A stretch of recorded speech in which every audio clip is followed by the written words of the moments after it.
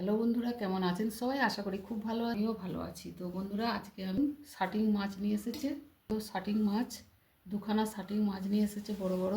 তো আমি এগুলোকে কিভাবে রান্না করব সেটাই আপনারা প্রথম থেকে শেষ পর্যন্ত দেখবেন। তো এই শাটিং মাছ খুবই সুস্বাদু, ইলিশ মাছের টাইপের খেতে। কড়াইয়ে সর্ষের তেল দিয়ে দিয়েছি 2 টেবিল চামচের মতো। তেলটা গরম হয়ে গেছে। তো এবারে মাছগুলো এরকম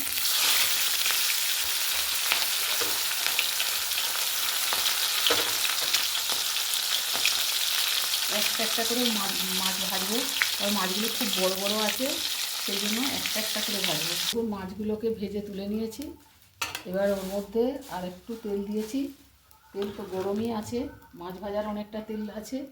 তার মধ্যে আর 1 চামচ দিয়েছি। আর এটা কালো জিরে ফোড়নে দিয়ে দিচ্ছি।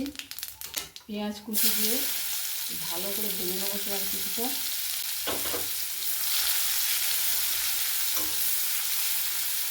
পেঁয়াজটাকে আমি খুব ভালো করে ভেজে নিয়েছি, বেরেস্তার মতো করে। তো এইভাবে ভেজে নিলে টেস্টটা ভালো হয়। এবার একটুখানি আদা বাটা দিচ্ছি বন্ধুরা, অল্প করে 1/2 চামচের মতো। এবার হলুদ গুঁড়ো, অল্প একটু জিরে গুঁড়ো, ঝাল লঙ্কার গুঁড়ো, কাশ্মীরি লঙ্কার গুঁড়ো, 3টে কাঁচা লঙ্কার চেরা আর স্বাদ মতো লবণ। একটু জল দিয়ে কষে নিচ্ছি। মশলাটা কষে নিচ্ছি ভালো করে। মশলাটা ভালো করে কষে নিয়েছি।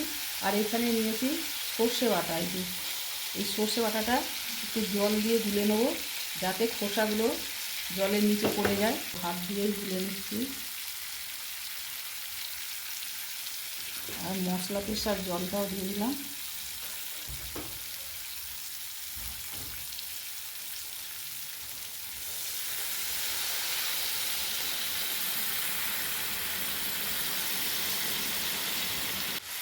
জল দিয়ে গুলে দিলে তলাতেই যে খোসা, অনেক খোসা তলায় পড়ে আছে, সর্ষের খোসাগুলো পেটে গেলে প্রবলেম হতে পারে হজমে। আর একটুখানি জল দিলাম।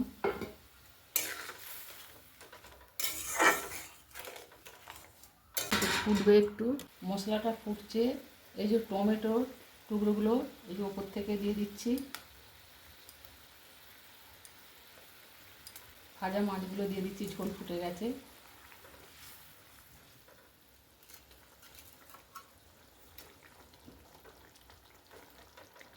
এটা খুব বেশি বড়, ওই জন্য একটু টুকরো করে দিয়েছি। এটাকে কড়াই ধরবে না অত বড়।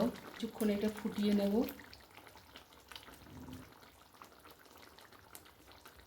সর্ষে বাটার সঙ্গে 3টে কাঁচা লঙ্কা বাটা ছিল, এটাও বলা হয়নি বন্ধুরা, সরি। ঝালটা আপনাদের স্বাদ মতো দেবেন। কত সুন্দর রং এসেছে। আর এই শাটিং মাছটা খেতে খুবই সুন্দর। তো এইভাবে আপনারা অবশ্যই রান্না করে খাবেন, দারুণ লাগবে। এই দিয়েই ভাত খাওয়া হয়ে যাবে। তো এইবার আমি গ্যাসটা অফ করে নিচ্ছি। মাছটা থালাতে ঢেলে নেবো। দেখুন, থালায় ঢেলে নিয়েছি। কত সুন্দর হয়েছে দেখুন, টেস্টও হয়েছে দারুণ বন্ধুরা। এই দিয়েই ভাত খাওয়া হয়ে যাবে। তো এইভাবে আপনারা অবশ্যই রান্না করে খাবেন। আর কেমন লাগলো আমাকে জানাবেন। লাইক শেয়ার কমেন্ট করতে ভুলবেন না। তো আজকের মতো রাখছি বন্ধুরা, আবার আসবো অন্য কোনো রেসিপি নিয়ে। জয় গুরু, জয় মাতারা।